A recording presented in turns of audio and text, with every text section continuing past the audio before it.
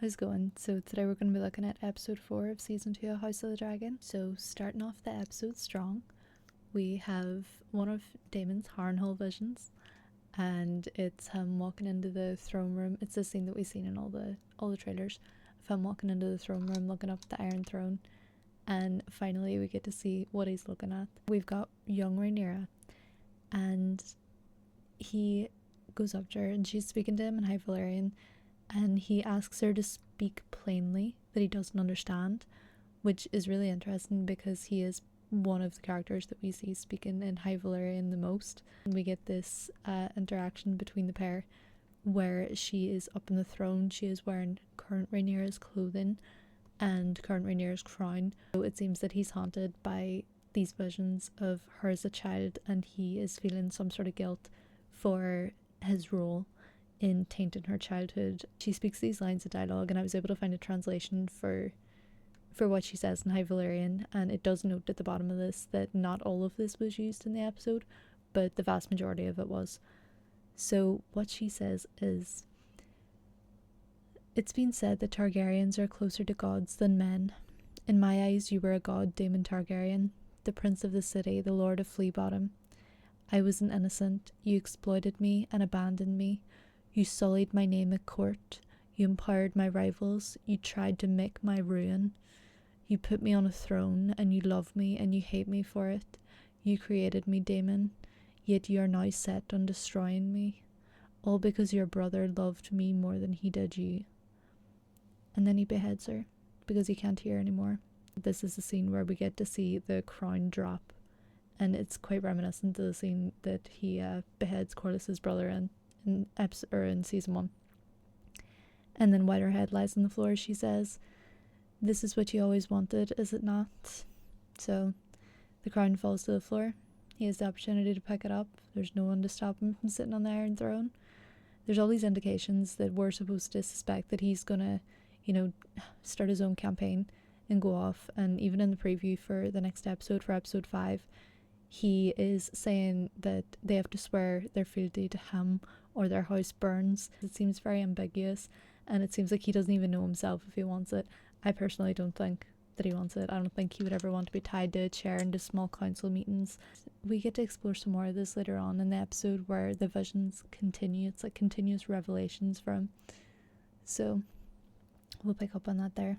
Also, we're going to get a lot of beheading in this episode, and I think it's really interesting in this particular scene because obviously the last scene that we seen these two actors share was his last vision in Harrenhal, in which she was saying she always has to clean up after his mistakes, and she was so in the head back on Prince Jacaerys. So it kind of reflects this whole idea of he beheaded the young prince, and now it's like he's beheading Rhaenyra, and we do have all this evidence behind it that he is always going for her throat every time that they have some sort of disagreement and he gets physical with her. He is always going for her neck, and that is the result of him not being able to cope with their history and what he's done to her, and also the fact that Viserys chose her over him because he's such a loose cannon. So Damon is then awoken, and he is taken by Simon Strong through the castle and is updated on the current situation with the Green's army marching, and that they have taken Rosby and Stokeworth, and that House Darklyn are essentially being made to swear fealty or being threatened with death. We see them walking through the halls of Harrenhal, and again, castle in a complete state of disarray. And we even see later on in the episode where Larys is talking about how he essentially holds the purse strings for Harrenhal, and that they have no money for repairs or to raise an army there or to hold a massive amount of people there. We see that even livestock are within the castle walls. So we see a goat, a black goat, standing in one of the rooms watching him. And very interesting imagery. Was a particular fan of this because I myself have 5 goats. So he then goes to meet with Oscar Tully, and this is in the same dining chambers that we've seen in the last episode. And Damon is being very, very abrupt with the boy. Obviously he's heard not great news as soon as he woke up, and he did wake from quite the nightmare. But we see this, very sterile interaction on Damon's behalf. He wants to treat with Lord Tully, and because he's not being given the opportunity to treat with Lord Tully, he doesn't really have a lot of time for the conversation, and even suggests that Oscar Tully, you know, get a soft pillow and finish off Lord Tully and speed up his inheritance for the sake of, you know, actually being able to do something worthwhile for Damon. And, you know, even though in the last episode he was showing all the sympathy in the world for Lord Tully and speaking about how, well, he's still alive, he should still be treated, you know, as a lord and should still be able to do his bidding, you know, kind of reflecting on how his brother had his power taken off him and essentially at the High Towers ruled in his stead because they deemed him incapable of ruling because of his condition. Now he's saying, well, finish him off and just get the job done. And I think this is a reflection of, you know, his complex emotions based on this vision that he had, and, you know, how Rhaenyra said essentially that your brother loved me more than he loved you, and that's why I'm wearing the crown now and you're not. And I feel like that's where this kind of resentment for Viserys comes from, and he's now projecting it to Lord Tully, who, you know, he kind of had these parallels with 2 episodes ago. We then have this scene of Rhaenys and Alan of Hull, and she is kind of remarking that she knows that he is the one who is responsible for saving her husband, and we also find out that she is aware of his parentage, and she kind of remarks on how, you know, his appearance is and that his mother must have been very beautiful. And, you know, then Corlys comes on the scene and there's this awkwardness between the exchange. He kind of dismisses Alan, like, oh, have you finished your tasks? Well, maybe you should. And Rhaenys is, you know, obviously slighted by her husband's infidelity, but also she has this compassion and this grace. The Sea Snake owes him his life, and that he should be rewarded, that he's not responsible for his history, which kind of sets off, you know, this on a larger scope within the Targaryen civil war. None of these people are responsible for their history, and yet they're having to deal with the cards that they've been dealt, essentially. And then we head to King's Landing, and we see Alicent Hightower, and she's holding the model dragon that she had mended for Viserys in season 1. Again, having this whole reflection, this connection to Viserys, and how he had a peaceful reign. And in this episode, we definitely departed from this period of peace. But she's holding this dragon, and the Grand Maester comes on, and when he does, she drops it. And I think it's very notable and symbolic that as she drops it and it falls and hits the floor, that the wing shatters again. I think looking forward into the episode, we can kind of see that connection between Aegon's dragon Sunfire and, you know, falling through the sky, having damage done to its wing. I think they were making some very distinct symbolic connections there. And, you know, how this also signifies the fall of all peace and, you know, this descent into the true bloody depths of the civil war. The Maester comes in and has prepared moon tea, and she has said that she needs it and she needs to deliver it to someone discreetly. And of course the Maester is like, oh, I prepared it myself, you know, here it is. If you need any additional support for whoever needs it, because it is quite harsh, then just let me know. And so she thanks the Maester, and then she asks if Viserys has ever, you know, made any suggestion to the Maester that he wanted Aegon to succeed him. The Maester very carefully words his response that essentially, you know, who's to know, but at the same time, Viserys never made any mention of it to him. And this kind of just further plunges Alicent into this idea of, you know, oh, this really was all based on a misunderstanding, and I'm a fool for ever thinking this, and now I'm responsible for all the bloodshed that's going to come. So then we get this scene where we're back in Dragonstone, and Rhaenys and Corlys have arrived because Bela has contacted them to say that they're really struggling to maintain some sort of order over at the Black Council, you know, her and Jace, in Rhaenyra's absence, and that, you know, Rhaenyra still hasn't returned and they don't know where she is.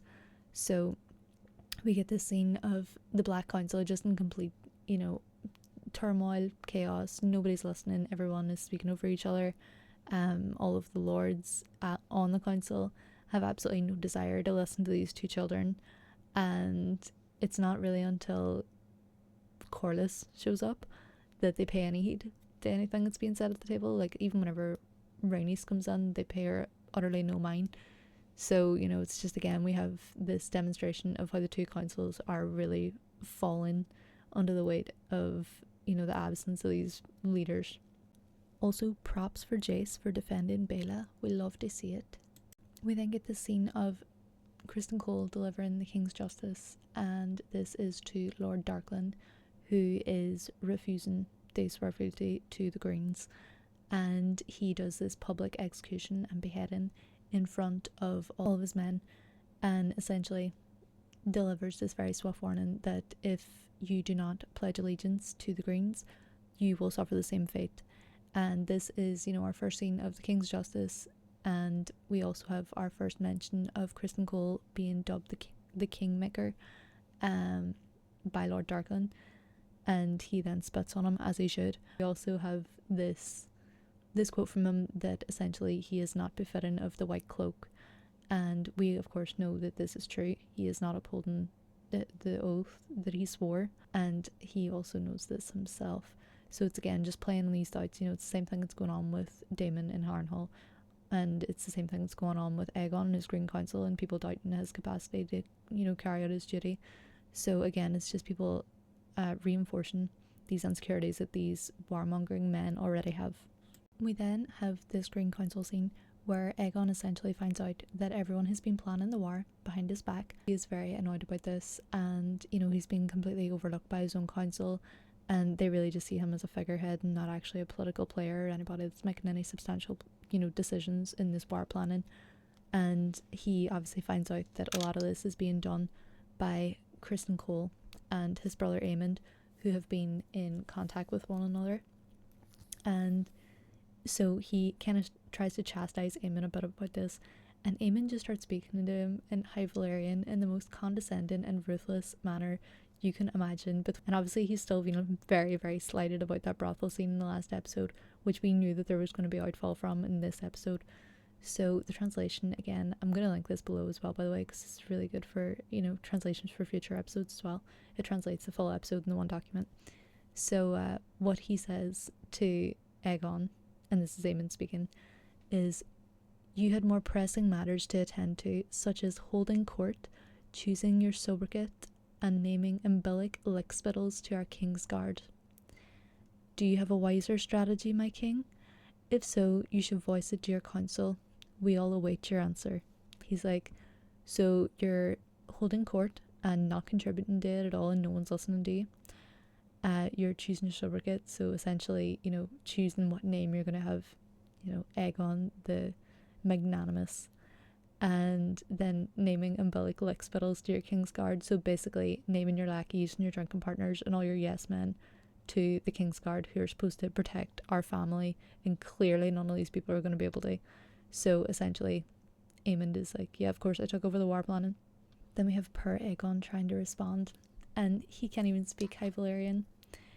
And this again comes up later on in the episode, where he's commanding Sunfire through, you know, common tongue and not High Valyrian like everyone else, besides Dracarys, of course, because, you know, that's the only words that him and Aemond seem to know in terms of battle. So he turns around, he says in High Valyrian, "I can have to make war." It felt like being on like a 2009 forum and seeing lolcat posts.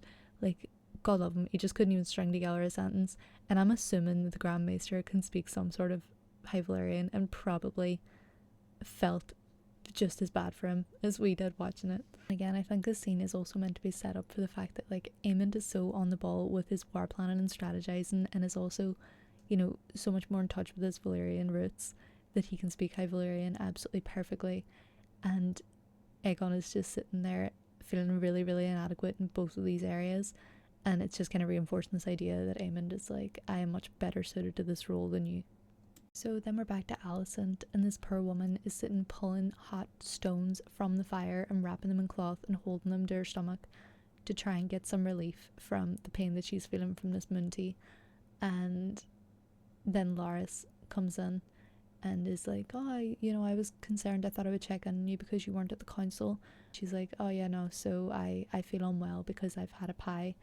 And he's like, "Oh yes, quite decadent indeed," and looks over and obviously sees that she has left the moon tea with the open bottle sitting on her table still. And then goes over and sits with her. And they have this discussion about, you know, her having the history books out on the table. And he's like, oh, I didn't know you were so concerned with the histories. And she's obviously like trying to find any sort of detail about Aegon's prophecy. But of course, she's looking in all the wrong places. It's on the dagger that her son is holding.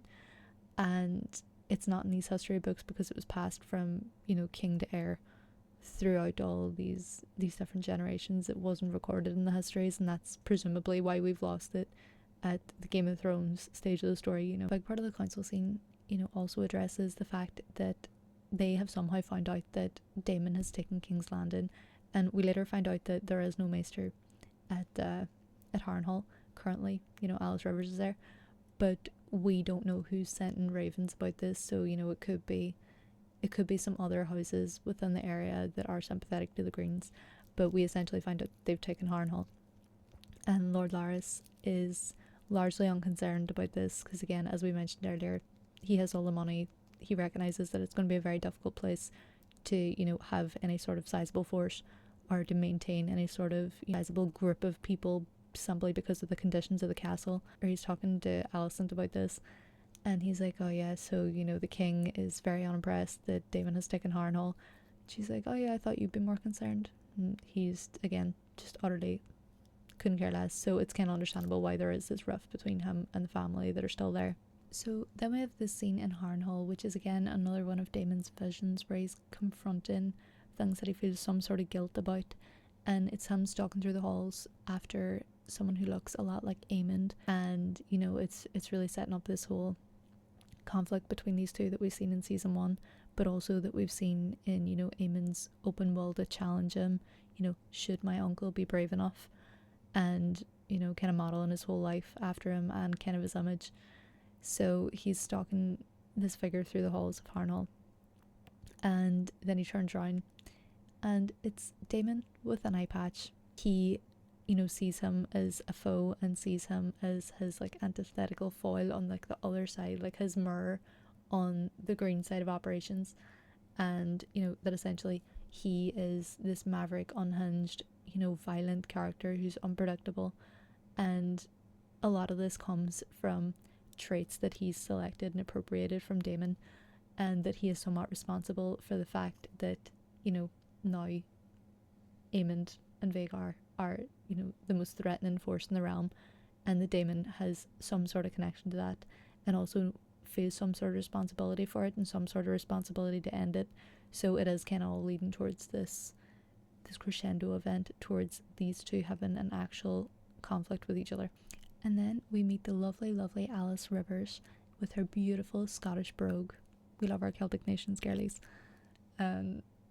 So with our initial introduction to her, she essentially lore dumps on us and tells us the whole history of Harrenhal.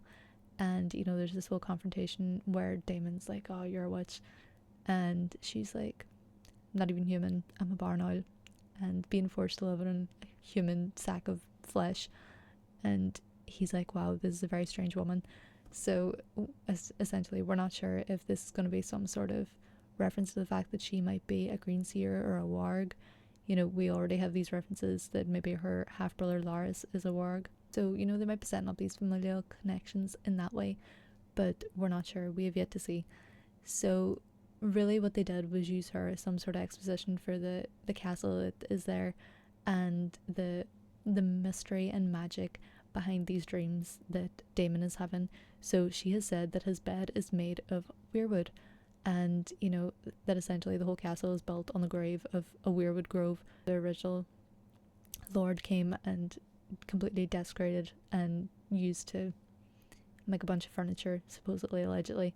So who's to say that every single piece of furniture in there isn't made of a fallen weirwood, and every single thing that he touches isn't going to give him some type of demented vision. We also have her preparing some sort of potion to give to him, and the whole time that they're talking, she's kind of going around and making this potion and tasting it as she goes along, whatever ingredients she's putting on it. It's some sort of red paste, so a lot of people are considering it might be some sort of weirwood paste like we've seen Bran have before he had his visions. So we have yet to see what that is.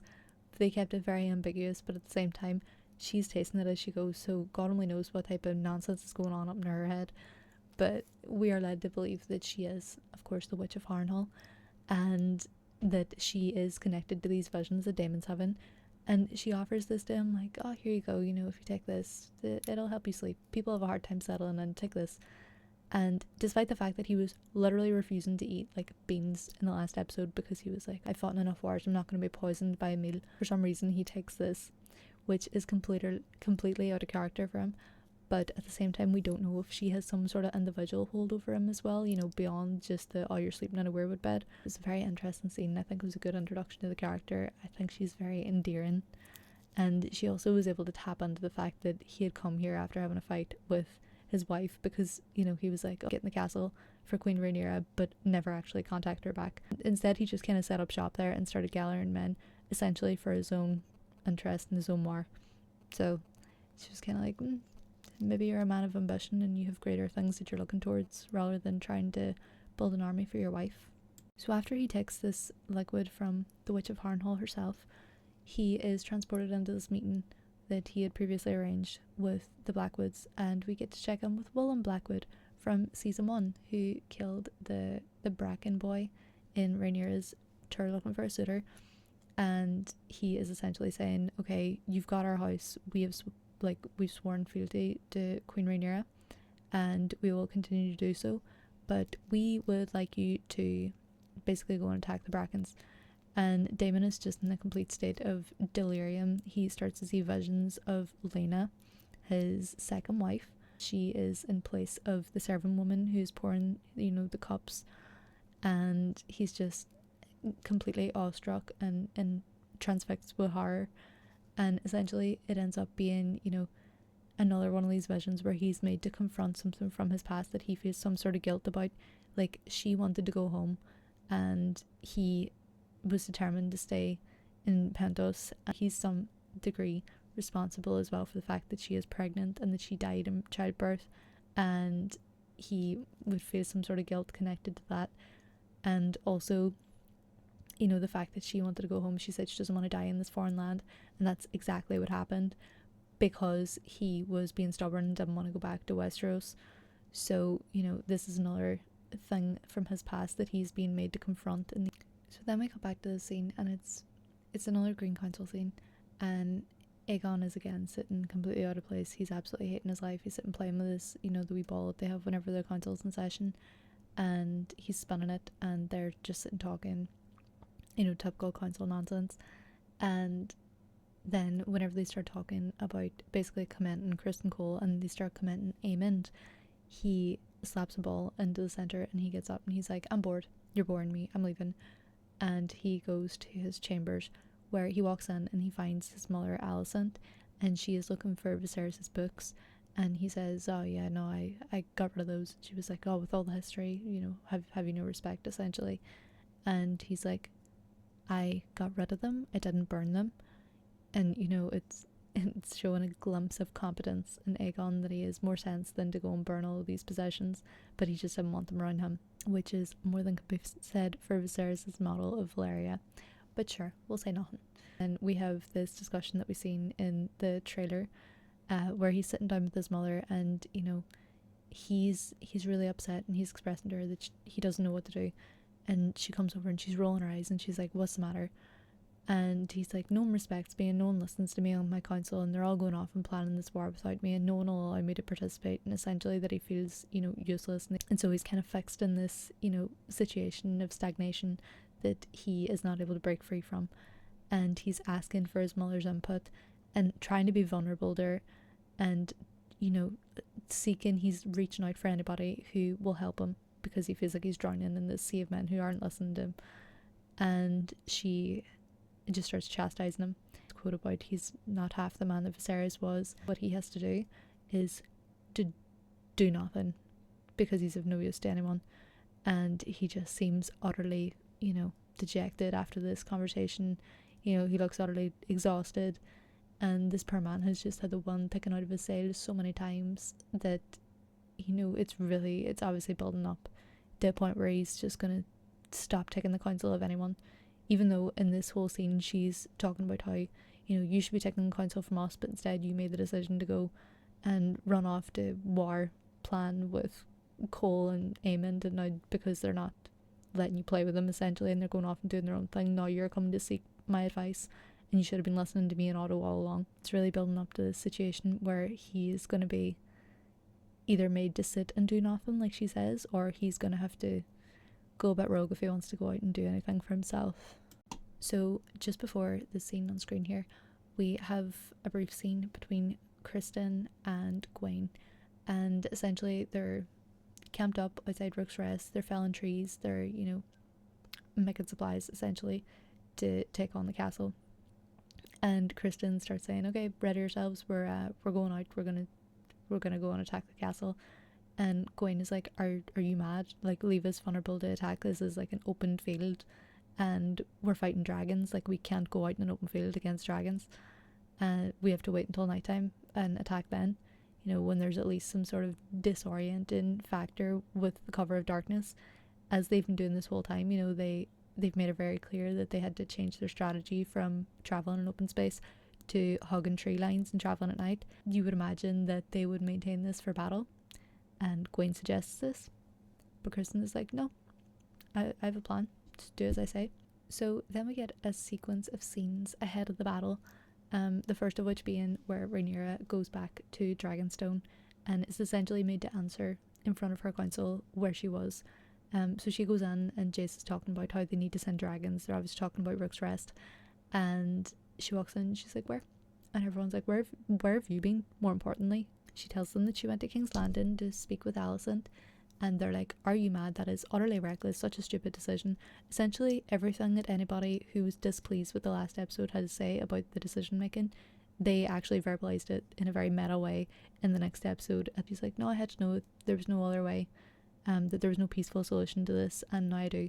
So then they start talking about what dragons that they're going to send, because they accept that, you know, this is an inevitability now, that they have to send the dragons into war. And I was really surprised actually at how vicious Jace was being, because up until now he's been like such a mommy's boy and, you know, is trying to have this whole gallant knight persona. But a lot of Damon was coming out in this episode, I thought, and that's something that the actor Harry Collette said in his portrayal as well. You know, he has taken on some of the traits of his stepfather. The fact that Rhaenyra was even answering to him and she is the queen was shocking to me. If I was there, I wouldn't be doing it. We have this scene anyway where the council is trying to decide what dragon should go, and Rhaenyra says she'll go. You know, people had seen her restraint as weakness. Nope, she's gonna go. Which obviously would have been playing right into Cole and Aemon's trap, but she is swiftly told by her whole council that she's not going. Jace offers that he'll go, and she's like, you're my heir, don't be silly. And Rhaenys volunteers herself in Meleys, saying that, you know, Meleys is their biggest dragon, and so would be an asset in this situation.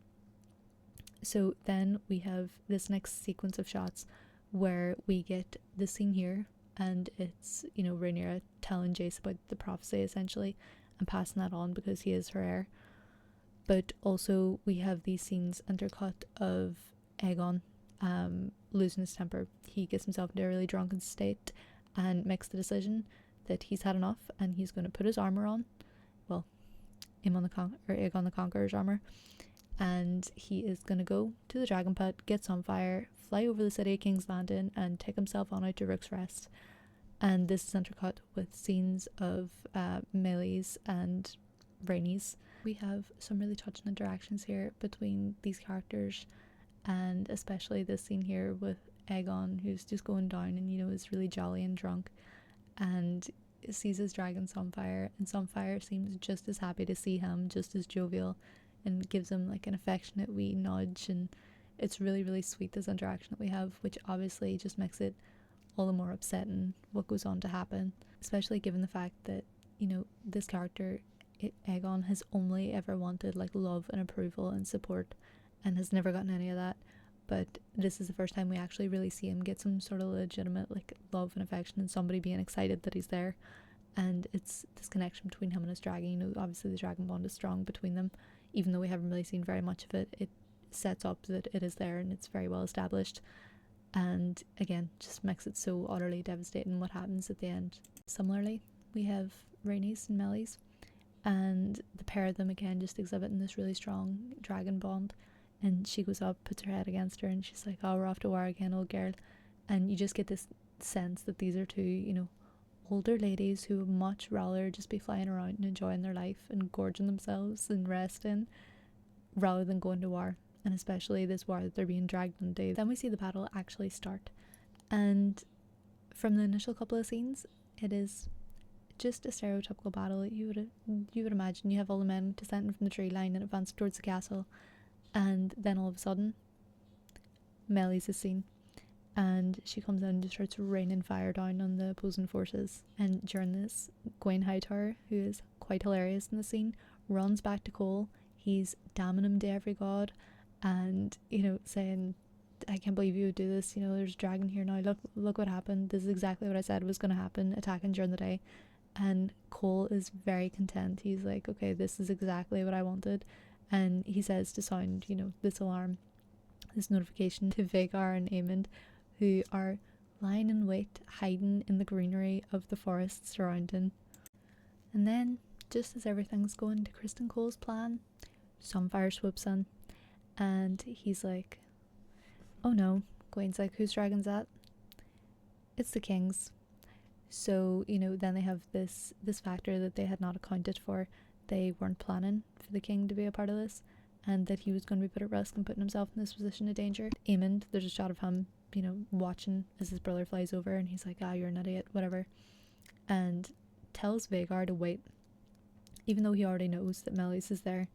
So we kind of start getting these glimpses of, you know, this homicidal intent, should we say, where it's not necessarily kinslaying, but he wouldn't mind if something happened to his brother. He's not going to rush to his aid. So essentially, he stays where he is, and Sunfire goes straight in and starts to engage in combat with Meleys, who, the size comparison when these two dragons were together, I was not expecting Meleys to be so much bigger, but my god, it's devastating when we just had the setup with these two characters and their two dragons, and now they're in the war, and they're up in the sky, like, having this actual dance of dragons in the sky, which is utterly beautiful. Like, those scenes where the dragons were, like, coiling around each other while they were in the air and they were clinging onto each other was it was so choreographed. It really was like a dance, but it was also sort of like a serpentine mating ritual. It was so beautiful to see, but again, utterly devastating once you realize, okay, this is a battle context, and you start seeing the claws come out and the teeth come out and blowing fire at each other. So sad. So then, of course, after waiting just enough time for Aegon and Sunfire to get severely injured, Aemond and Vhagar show up. Chaos ensues. Aemond, you know, is charging towards this tumbling pair of dragons that are engulfed in flames and, you know, claws and teeth and everything. And Aegon seems to think, after seeing his brother, that he's going to find some sort of relief, that his brother's coming to his aid. You know, in episode 1, we've seen him say, and, you know, when he's sitting with all his cronies and he's drunk and he's at the Iron Throne, just before Blood and Cheese happens, he's talking about how his brother is loyal as a hound. So whenever he sees him coming in, obviously we're going to ignore that hound reference in the last episode, but loyal as a hound. So whenever we see Aemond flying in and we see Aegon's reaction to it, we really do believe he thinks that his brother's there to save him. And obviously we see Aemond with the most venom that he has ever mustered into his throat, saying Dracarys at his brother.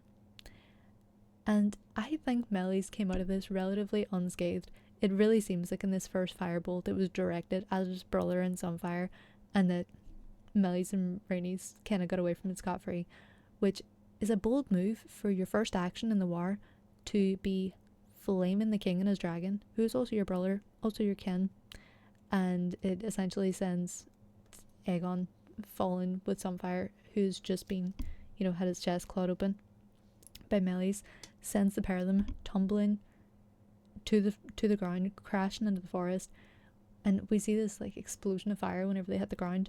So we are aware that the pair of them are severely injured, if not fatally injured, and it's the responsibility of Aemond and Vhagar once again, but this time with intent.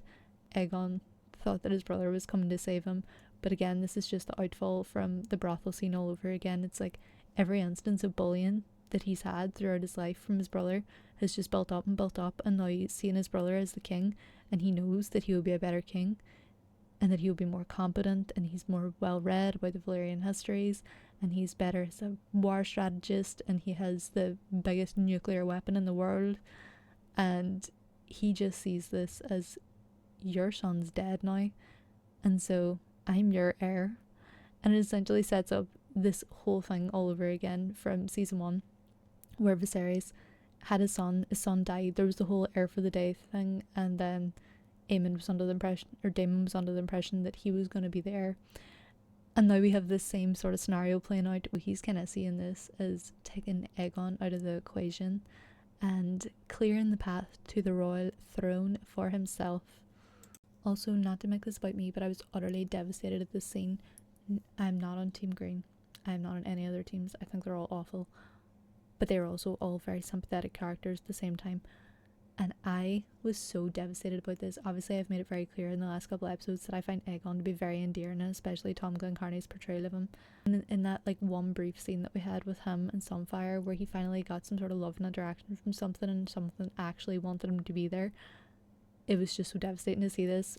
A lump was in my throat, the tears were in my eyes, I couldn't cope, and they did not stop for the rest of this episode, let me tell you. Then this almighty battle ensues between Vhagar and Aemond and Meleys and Rhaenys, and there are multiple points throughout it, where Rhaenys has the opportunity to get away, but she and Meleys keep coming back for more. She's like, I am going to see this through to the end. I see myself as a dignified warrior, and I'm not going to flee the battle for the sake of saving myself.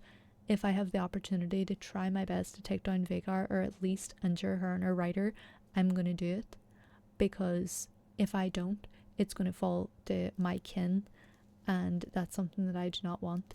So we see her, she has 2 different times that she's able to leave. The first time, she turns Meleys back around, she's like, attack Meleys. The next time, she's going in the direction that she could leave, and she and Meleys share a long and look at each other of, we know what we have to do, and we're going to do it. And the pair of them turn around and go back. We have these like absolutely beautiful shots, like this one up here, of the 2 dragons, and again, just the scale difference in these dragons, it's crazy. Like whenever you see these field battles and you've only seen the dragons in isolation with maybe 1 or 2 other dragons, but mostly it's just them and the rider, and obviously all these dragons look massive compared to the rider, but once you put them beside Vhagar, it really raises the stakes. You're like, how, if this is the biggest dragon that we have in Dragonstone at the minute, that's got a rider, obviously from Thor's way bigger, but you know what I mean, she's just absolutely eclipsed by Vhagar, that, you know, it really, really shows that the stakes are a lot more even than you think, if not tilted in the other direction. So we see this almighty conflict between the 2, and at one stage they actually tumble and fall to the ground because both of them have been injured. This whole time that they are battling, that all the dragons are in the sky battling, all of the men on the ground, whether it be the men in the castle at Rook's Rest, or whether it be the men in the field that are fighting alongside Cole and Gwaine, they're all utterly transfixed and watching this spectacle in the skies of these dragons dancing and warring, and they've just seen their king and his dragon fall into the forest. They're all utterly terrified of what's going on above them. They realise that, you know, when it comes to wars between men, they are on a somewhat equal footing. Even though one is behind fortifications and the other is advancing, they have a much greater army. But when dragons are introduced into this dynamic, it doesn't matter for any of them, because nothing is defensible, and you stand no chance against the fire of a dragon, against the clawed foot of a dragon, which we see in, you know, this example here, where Vhagar falls to the battlefield and she crushes hundreds of men. She is walking through the battlefield, and just her preparing to take off again, you know, in the steps that she takes, and then like actually propelling herself up into the sky, we see that she takes out multiple men, and these are men that are fighting for their own side. So it really doesn't matter what side you're on once the dragons are involved. So then we get the scene that we've all been dreading whenever they, you know, go back up into the air when Vhagar takes off again, and Meleys, she is having this opportunity that she's able to leave. Then they turn around and they come back. We know what's going to happen. Like, it's not going to end well, and they've both made the commitment that they're going to fight to the death. They go back knowing that their odds are not great. So they fly back in. Vhagar has some sort of sneak attack. and grabs Meleys by the throat. And this kind of calls back to some sort of perhaps foreshadowing from earlier on in the episode, obviously with the beheading of young Rhaenyra and then the beheading of Lord Darkland. And, you know, she goes straight for the throat here. And we obviously see from the trailer for next episode that she does ultimately lose her head. We see this execution of a beloved character and a beloved dragon, and this pairing that we've been following for a lot of this episode now. And, you know, as Meleys is coming to her end, she turns around and we see this Dragonborn connection again. She looks at Rhaenys, and Rhaenys knows herself that this is the time that they both go. And we see as the life is draining from poor Meleys' eyes that Rhaenys also lets go of the handles that she has on the saddle. You know, earlier on in the episode we seen herself strap onto it and, you know, get ready for the fight. Now she knows that the fight's over and that she's done everything that she can. So a wee bit of dragon history for anybody that didn't know that these dragons were very well known to each other already. So the parents of Viserys and Damon used to ride these two dragons. So Vhagar used to be ridden by Balon and Meleys used to be ridden by Alyssa. And so they were the dragons of a very strongly bonded couple. And then following these two riders, they both took on the riders of Laena Velaryon and Rhaenys Targaryen. So obviously again within the same household, and, you know, this very strong mother-daughter duo. And so these dragons have spent a lot of time together throughout their life, and now Vhagar has killed Meleys, and we don't exactly know a dragon family tree or the direct lineage of these two, but it's also quite possible that Meleys is descendant from one of the Conqueror's dragons, and namely that would be Vhagar or Meraxes, given the fact that these are the female dragons. And obviously we don't know much about the dragon reproductive cycle yet, or if it's specifically gendered, but, you know, as far as this show, all we've seen is that the female dragons lay the eggs, and so it could be very, very possible that this is actually, you know, a direct lineage, like mother-daughter situation or grandmother-daughter situation. And if that is the case, then in this scene we are seeing some draconic kinslaying as much as we are seeing actual kinslaying from, you know, the second act of kinslaying from Aemond Targaryen to Rhaenys. While all this is happening in the skies, Criston Cole is actually knocked clean out from the second that Vhagar fell, you know, the first time. So he has been out cold for a large portion of this now, and he comes to straight after Meleys falls, and she crashes into Rook's Rest and breaches the wall. And so, you know, the Shakeless wakes him. He gets up. You know, he was running to find Aegon initially before he got knocked out, so he starts his pursuit again to get to Aegon. He realizes that his horse has been killed, so he makes his way on foot through the battleground and, you know, in the direction. He goes over and he tries to rouse one of the other soldiers who's sitting in front of him. The armor falls away and it turns out to be a charred skeleton, and he's looking around at, you know, all the fire and chaos and charred bodies and the skin peeling off his men, and it's just utter carnage. And he's really starting to see the result of the war that he's been planning.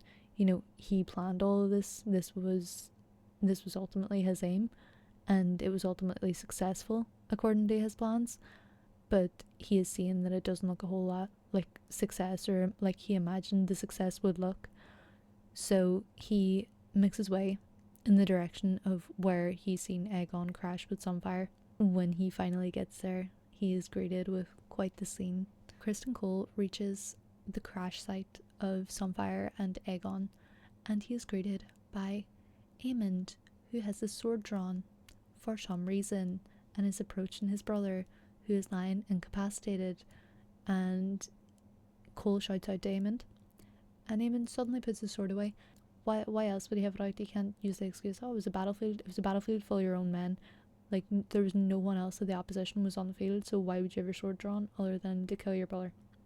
So heavily implied. If Criston Cole hadn't shown up, God knows what would have happened. You know, he could have just went and killed his brother, took him on the throne, blamed it on the fall, and nobody would have been able to hold it against him because it was his brother's own decision to go.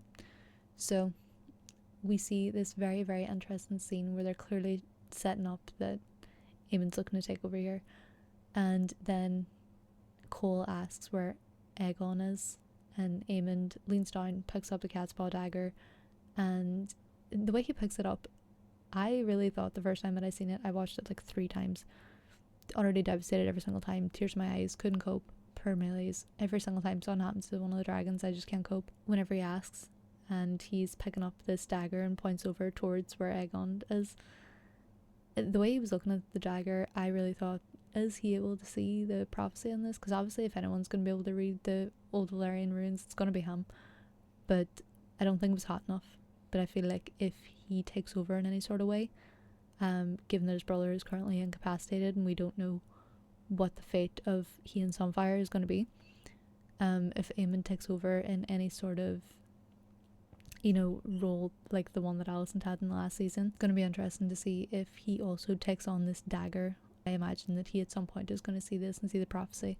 So then, in response to Cole's question, Aemond points the cat's paw dagger towards the direction of the king, and the camera pans and we see that Aegon is lying with, you know, Sunfire at his back and tail coiled around him protectively, and that the pair are lying there both clearly very immensely injured from this interaction, and the audience is left to wonder how we're going to pick up in the next episode. What has happened to these two?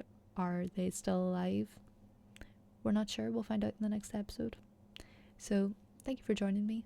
We'll do a trailer breakdown for episode 5 soon. Don't you worry. If you have any other video suggestions also, please by all means let me know.